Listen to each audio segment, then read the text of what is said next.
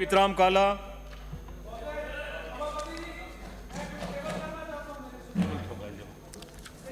इनको बोलने दे एक बार आप।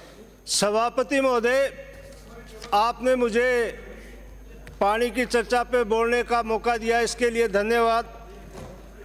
सभापति महोदय, मैं शेखावाटी के उस क्षेत्र से आता हूं जो पिलानी का क्षेत्र है, पूरे विश्व में प्रसिद्ध है शिक्षा नगरी के नाम से।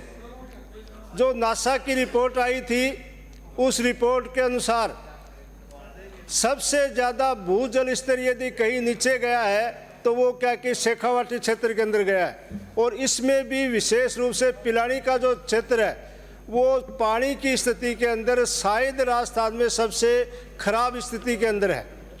आज वहाँ पानी की ये स्थिति है कि तीन दिन से लोगों को पानी नहीं मिल रहा है और पानी की जो ट्यूबवेल हैं वो इतने गहरे चले गए हैं कि 1300-1400 फुट की गहराई तक ट्यूबवेल चले गए हैं और उसके बाद भी क्या है कि पानी उपलब्ध नहीं हो रहा।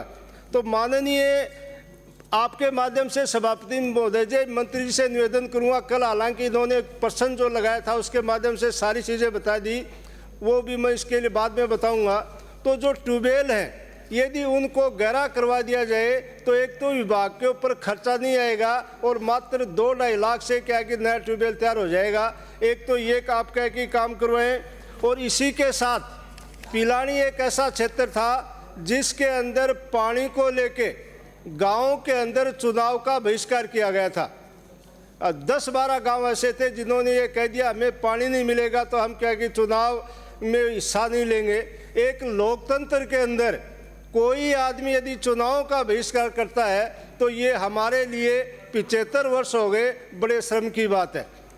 इसी के साथ मैं मंत्री महोदय से निवेदन करना चाहूँगा आपके माध्यम से कि जो ट्यूबवेल गहरा तो करवाएं, इसके साथ जो छोटी छोटी चीज़ें हैं जैसे पाइप है, आपका क्या है कि केबल है, किट आउट वगैरह हैं, स्टार्टर वगैरह, जो छोटी छोटी चीज़ें हैं वो आप उपलब्ध करवाएं कंटीजेंसी के अंदर। जो छोटे छोटे काम के लिए वहाँ जो आपका नीचे का जो अधिकारी है, जयन है, जिसको डील करता है, उसके पास ये समस्या आती है, वो अयन की तरफ देखता है, अयन क्या कि एक्शन की तरफ देखता है, एक्शन क्या कि एससी की तरफ देखता है और वहाँ क्या कि समस्या का वो समाधान नहीं कर सकते।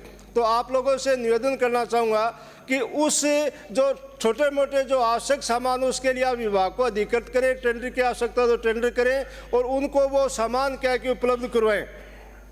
इसी के साथ सभापति महोदय, मैं निवेदन करना चाहूँगा कि पिलानी विधानसभा क्षेत्र के अंदर पिछले 10-11 महीनों से किसान क्या कि आंदोलन पे बैठे हुए और वो केवल इसी बात के लिए आंदोलन पे बैठे हैं कि हमारी समस्या का समाधान करें।